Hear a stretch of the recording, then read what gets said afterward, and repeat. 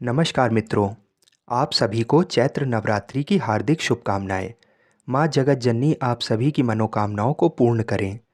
नवरात्रि के पहले दिन माँ दुर्गा के प्रथम स्वरूप शैलपुत्री माँ की पूजा की जाती है। सफ़ेद वस्त्र धारण किए माँ शैलपुत्री के दाहिने हाथ में त्रिशूल और बाएं हाथ में कमल शोभायमान है। माँ के माथे पर चंद्रमा सुशोभित है। ये नंदी बैल पर सवार संपूर्ण हिमालय पर विराजमान है। शैलपुत्री माँ को वृषारूढ़ा और उमा के नामों से भी जाना जाता है। मान्यता है कि माँ शैलपुत्री का जन्म पर्वतराज हिमालय के घर में हुआ था, जिसके कारण उनका नाम शैलपुत्री पड़ा। देवी के इस रूप को करुणा और स्नेह का प्रतीक माना गया है। घोर तपस्या करने वाली माँ शैलपुत्री सभी जीव जंतुओं की रक्षक मानी जाती हैं। नवरात्रि के पहले दिन प्रातःकाल उठकर स्नान आदि से निवृत्त होकर स्वच्छ कपड़े पहने, फिर एक चौकी पर देवी दुर्गा की प्रतिमा और कलश स्थापित करें। फिर माँ शैलपुत्री का ध्यान कर व्रत का संकल्प करें। माँ शैलपुत्री को सफ़ेद रंग की वस्तुएं काफ़ी प्रिय हैं। माँ शैलपुत्री स्वयं भी सफ़ेद रंग के वस्त्र ही पहनती हैं, इसलिए चंदन रोली से टीका कर माँ की प्रतिमा पर सफ़ेद वस्त्र और सफ़ेद फूल चढ़ाने चाहिए। साथ ही सफ़ेद रंग की मिठाई का भोग भी माँ को बेहद ही पसंद आता है। बाद में शैलपुत्री माता की कथा करें और दुर्गा सप्तशती का पाठ करें। इसके बाद दुर्गा चालीसा का पाठ करें। बाद में माँ की आरती करें। आइए अब सुनते हैं माँ शैलपुत्री की कथा। एक बार प्रजापति दक्ष ने एक बहुत बड़ा यज्ञ किया। इसमें उन्होंने सारे देवताओं को अपना अपना यज्ञ भाग प्राप्त करने के लिए निमंत्रित किया, किंतु शंकर जी को उन्होंने इस यज्ञ में निमंत्रित नहीं किया। सती ने जब सुना कि उनके पिता एक अत्यंत विशाल यज्ञ का अनुष्ठान कर रहे हैं, तब वहां जाने के लिए उनका मन विकल हो उठा। अपनी ये इच्छा उन्होंने शंकर जी को बताई। सारी बातों पर विचार करने के बाद उन्होंने कहा, प्रजापति दक्ष किसी कारणवश हमसे रुष्ट हैं।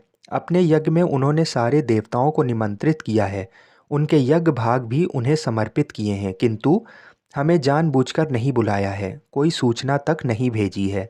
ऐसी स्थिति में तुम्हारा वहाँ जाना किसी प्रकार भी श्रेष्ठ कर नहीं होगा। शंकर जी के इस उपदेश से सती का प्रबोध नहीं हुआ। पिता का यज्ञ देखने वहाँ जाकर माता और बहनों से मिलने की उनकी व्यग्रता किसी प्रकार भी कम ना हो सकी। उनका प्रबल आग्रह देखकर भगवान शंकर जी ने उन्हें वहाँ जाने की अनुमति दे दी।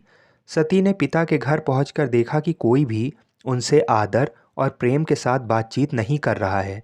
सारे लोग मुंह फेरे हुए हैं। केवल उनकी माता ने स्नेह से उन्हें गले लगाया।